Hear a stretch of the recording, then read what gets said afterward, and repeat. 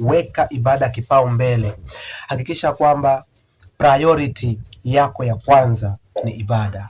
Muda wote kumbuka Mungu, soma neno, omba, shiriki na wenzako katika ushirika kwenye ibada.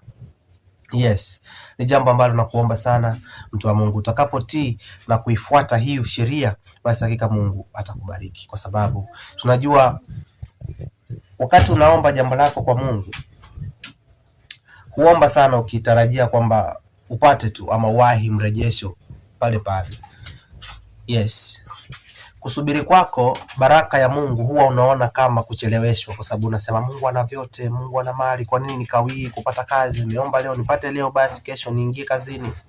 Lakini kwa kweli Mungu ikifikia ni wakati anataka kukuokoa, unasema Mungu atanisamehe dhambi, niwache polepole, nitawacha polepole. Sasa kwa nini wewe kwako polepole una haki, lakini kwa Mungu kusubiri unaona shida? Tunapotea, tunaangamia, tunamzoea Mungu. Mungu hazoeleki bali anaheshimika. Mungu akubariki sana unapotii na kuepuka dhambi ya kutotii ibada. Mungu akubariki sana.